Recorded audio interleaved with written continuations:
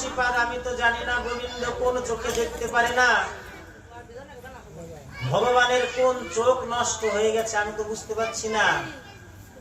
তাহলে প্রভু গো, তোমার চরণেও ভিক্ষা রয়, আমার এই নয়ন যুগল গোবিন্দ চরণে তুমি দিয়ে বলো যে তোমার এক ভক্ত তোমার উদ্দেশ্যে দান করেছে, ভগবানের নিকটে ভগবানের চরণ তলে আমার এই নয়ন যুগল অর্পণ করো।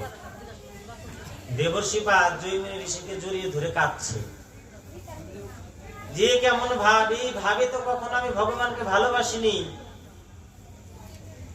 এই ভাবে সাধুর সঙ্গ করলে কি হয়? সাধু সঙ্গ সর্বশাস্ত্রে কয়, লবা মাত্র সাধু সঙ্গ তার কৃষ্ণ প্রীতি হয়, কৃষ্ণ প্রাপ্তি হয়। ওহে জৈমিনী, গোবিন্দের সম্মুখ আমি জানতে পারিনি, কিন্তু তোরই ভগবানের কাছে আমি প্রার্থনা করি, এ জন্মে তো আমার আর হলো না, পরজন্মে বলে জৈমিনী কোনো যদি জন্ম থাকে, আমি তোর মতো ভক্তের সঙ্গ যেন করতে পারি, যার স্পর্শ ফলে, যার চরণ ধরে লাভ করে আমার গোবিন্দ চরণে পাওয়া যায়, গোবিন্দ চরণ তলে পৌঁছানো যায়। জৈমিনীর সেই নয়ন যুগল হস্তে ধারণ করে দেবর্ষিপাদ গোলক বৃন্দাবনে আমার গোবিন্দের চরণ তলে গিয়ে উপস্থিত, নামিয়ে দিলেন সেই নয়ন যুগল। নামিয়ে দেওয়া মাত্র ভগবান আঁতলে উঠলেন, কি করেছো তুমি? কার এমন সর্বনাশ করলে তুমি বলো তো? কার কাছ থেকে তুমি এমন নিয়ে আসলে? তুমি যার কাছ থেকে নয়ন যুগল নিয়ে আসলে দেবর্ষিপাদ, কৃপা করে সেই ভক্তের কাছে আমাকে একটিবার নিয়ে চলো। ভগবান আজ নারদ মুনিকে বলছেন যে তুমি যার কাছ থেকে নিয়ে আসলে, কৃপা করে আমাকে সেই ভক্তের নিকটে একটিবারের জন্য নিয়ে চলো, আমি সেই ভক্তকে একবার দর্শন করতে চাই। নারদ মুনি এই কথা শ্রবণ করা মাত্র ভগবানকে সঙ্গে নিয়ে সেই তপবনের মাঝখানে সেই জৈমিনী ঋষির সম্মুখে এসে উপস্থিত দাঁড়িয়ে আছেন দেবর্ষিপাদকে সঙ্গে নিয়ে গোবিন্দ স্বয়ং।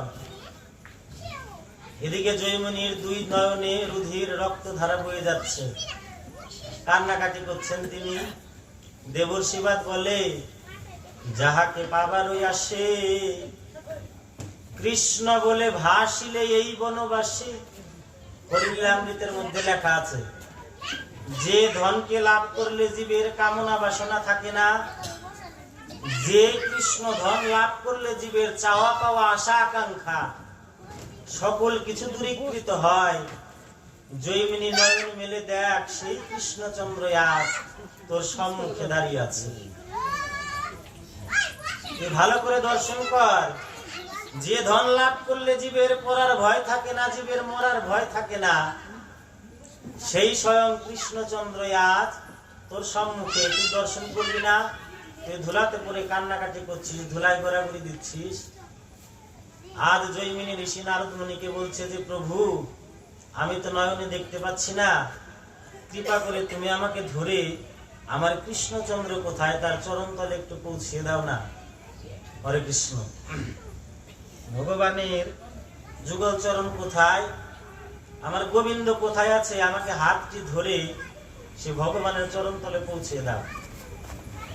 নারদ মুনি কি করলেন, সেই জৈমিনীকে ধরে, সে তো দেখতে পাচ্ছে না, অন্ধ, আর গোবিন্দ চরণ তলে বসানো মাত্র দুই হাত দিয়ে শক্ত করে গোবিন্দ চরণ জড়িয়ে ধরলেন, যে প্রভু কত কেঁদেছি, কত ডেকেছি তোমাকে দর্শন পাবার আশায়, তোমাকে লাভ করার আশায়।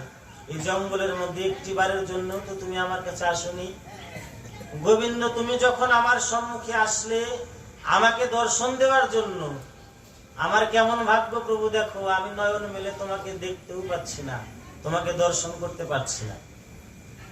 দেবর্ষিপাদ তাকে তাকে এই লীলা দর্শন করছেন। ভক্তের ভাব কেমন, কেমন ভাব হলে ভক্ত স্বয়ং গোবিন্দকে লাভ করতে পারে, কোন ভাবে ভজনা করলে, কোন ভাবের প্রেমের প্রীতিতে আমার গোবিন্দকে বশ করা যায়, গোবিন্দকে বেঁধে রাখা যায়। দেবর্ষিপাদ যখনই কৃষ্ণ চরণে জৈমিনীকে নিয়ে গেলেন, জৈমিনী শক্ত করে গোবিন্দ চরণ জড়িয়ে ধরে বলে, যে প্রভু আমি যখন চোখে দেখতে পারতাম, আমার যখন দৃষ্টি শক্তি ছিল একটিবারের জন্য তো তুমি আমাকে দর্শন দেওয়ার জন্য আসলে না। আজ এমন সময় তুমি প্রভু আমার সম্মুখে অবতীর্ণ হলে, আমার সম্মুখে প্রকট হয়েছ, আমি যে তোমাকে দর্শন করব সেই ক্ষমতাটুকু গোবিন্দ আমার নেই। তাই প্রভু এ জন্মে তো আমার আর হলো না, পরজন্ম বলে যদি প্রভু কোনো জন্ম থাকে তোমার চরণে আমি এই প্রার্থনা করি, আমি নয়ন ভরে যেন তোমার ওই বদনটুকু দর্শন করতে পারি, তোমার রাঙা চরণ তলে যেন আমি একটু থাকতে পারি। এই কৃপা ভিক্ষাটুকু আমি তোমার কাছে চাই। গোবিন্দ আজ ভক্তের ভাব দর্শন করে দুই নয়নের জলে ভাসছেন। জৈমিনীকে তুলে বক্ষের মাঝে জড়িয়ে ধরে ভগবান কাঁদছে। জগতে কত ভক্ত দর্শন করলাম, তোর মতো আকুল ভাবে তো আমাকে কেউ ডাকেনি, তোর মতো কৃষ্ণ বলে তো আমাকে কেউ কখনো ডাকেনি, আমাকে কেউ ভালোবাসেনি। আজ থেকে তুই আমার আর আমি তোর। এই যে ভগবানকে ভালোবাসা, ভগবানের প্রতি আত্মনিবেদন করা, তার চরণে সমর্পণ